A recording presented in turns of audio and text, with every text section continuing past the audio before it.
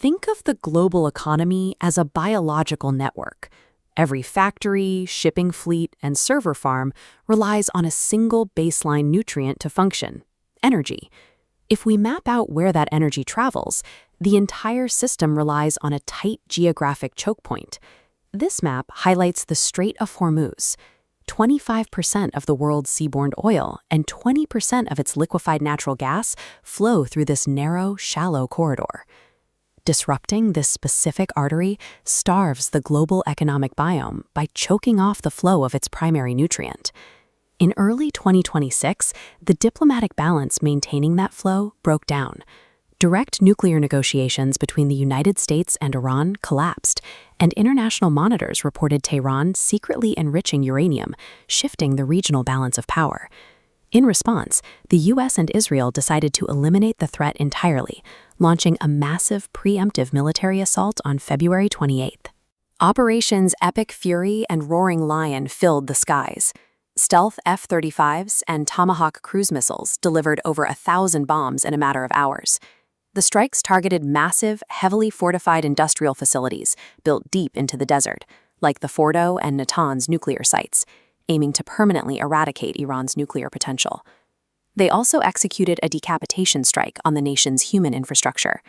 Top military commanders and religious leaders were killed, including Supreme Leader Ali Khamenei.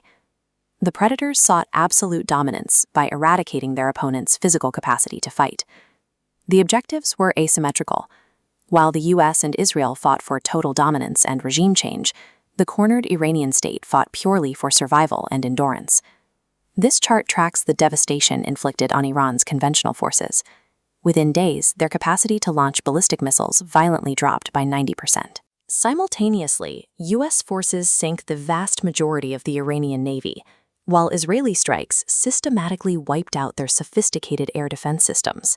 Without those air defenses, the Iranian government and its territory are now permanently exposed to future strikes at the attacker's whim. By virtually every conventional military metric, the United States and Israel decisively won the battlefield, leaving their opponent physically defenseless. But an outmatched organism that cannot win a direct physical fight has to adapt. If it can't defeat the predator, it attacks the ecosystem itself. Iranian forces deliberately mined and blockaded the Strait of Hormuz, immediately severing the global energy artery.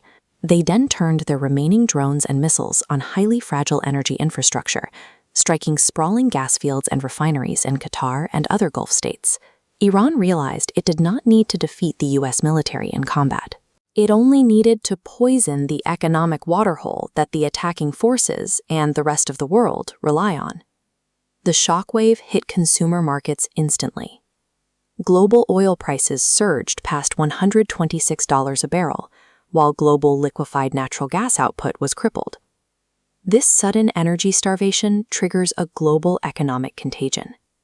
As shockwaves expand, inflation ignites across manufacturing and transport sectors. For highly dependent nations like India, the damage is devastating. Supply chains shatter, trade deficits widen, and economic growth crawls to a painful halt. The conflict mutated from a surgical military strike into a systemic crisis threatening the survival of entirely uninvolved nations across the globe. The war reveals a paradox.